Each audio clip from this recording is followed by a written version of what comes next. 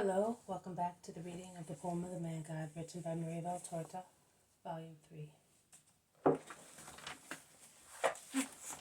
Chapter 410, Part 1, The Lily of the Valley.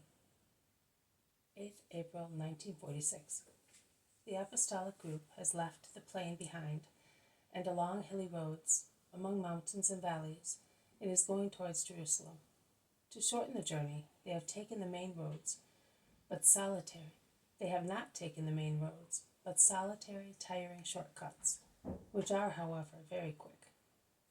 At present, they are in the bottom of a green valley, rich in waters and little flowers. There are also many sweet-smelling lilies of the valley, which causes Thaddeus to remark that it is only right to call such flowers lilies of the valley, and praise their fragile yet resistant beauty and their delicate fragrance. But they are upside-down lilies, remarks Thomas. They look down instead of looking up. And how tiny they are! We have flowers which are more pompous than those. I do not understand why they praise them so much, says Judith scornfully, striking a little tuft of lilies of the valley in flower. No, why? They are so gentle-looking, intervenes Andrew, defending the poor flowers, and he bends to pick up the broken stems. They look like hay, nothing else. The agave is more beautiful. It is so majestic and imposing, worthy of God, and a flowering for God. I see. God more in these minute chalices. Look how graceful they are, indented, so concave.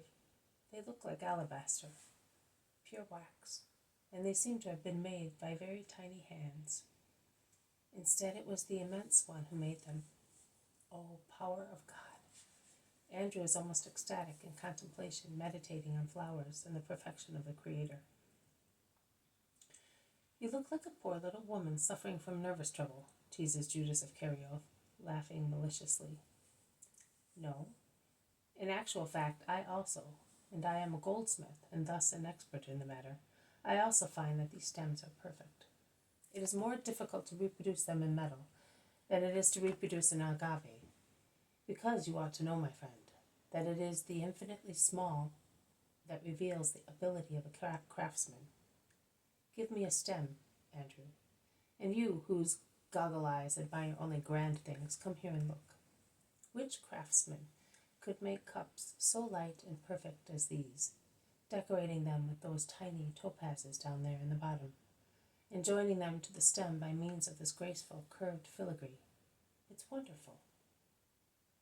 Oh, what poets have risen among us! You too, Thomas. So, I am neither a fool nor a poor little woman, you know. I am an artist, a sensitive artist, and I am proud of it. Master, do you like these flowers? Thomas asks Jesus, who has been listening without saying anything. I like the whole of creation, but these flowers are among the ones of which I am particularly fond.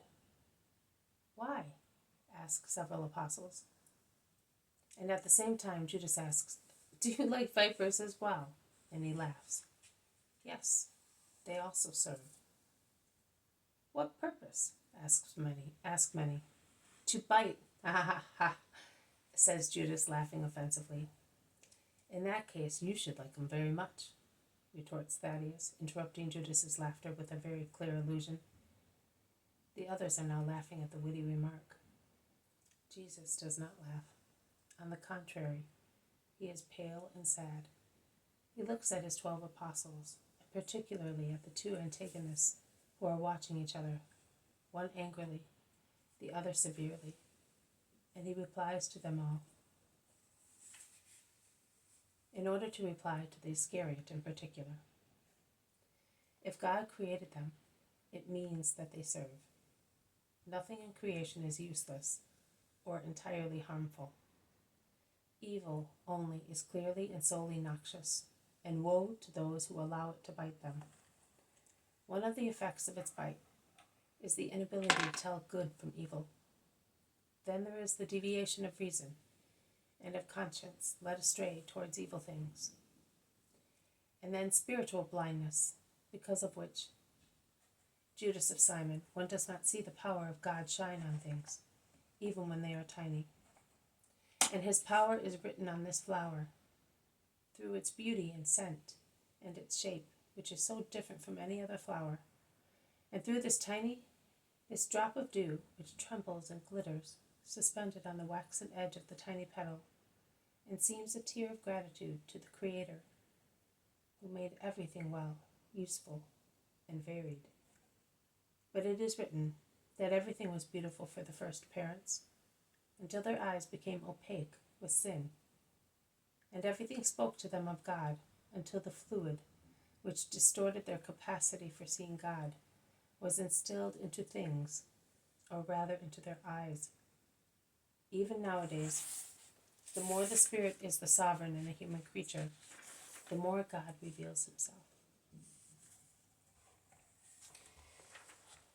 This has been a reading from the poem of the Man God, written by Maria Valtorta, Volume 3, Chapter 410, Part 1, The Lily of the Valley. Thank you for listening. I will see you tomorrow. May God bless you. May peace be with you.